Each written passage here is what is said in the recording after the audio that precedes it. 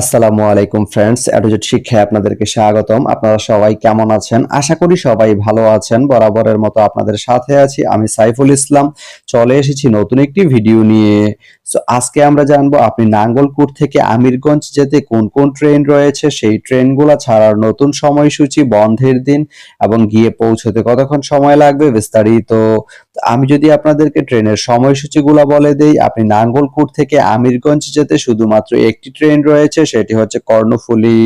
কর্ণফুলী ট্রেনটি নাঙ্গলকোট থেকে ছাড়বে দুপুর 12টা 10 মিনিটে এবং এটি আমিরগঞ্জ গিয়ে পৌঁছবে বিকেল 4টা 26 মিনিটে।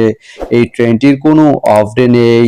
তো আপনি নাঙ্গলকোট থেকে আমিরগঞ্জ যেতে এই কর্ণফুলী ট্রেনটি ব্যবহার করতে পারেন। তো ভিডিওটি কেমন লাগলো অবশ্যই কমেন্ট করে জানাবেন। আর ভিডিওটি যদি ভালো লেগে থাকে বা আপনার কোনো উপকারে এসে থাকে তাহলে ভিডিওতে একটা লাইক করে দিবেন, কারণ আপনার একটা লাইক আমাকে অনেক ইন্সপায়ার করে নতুন নতুন আরো ভিডিও বানাতে।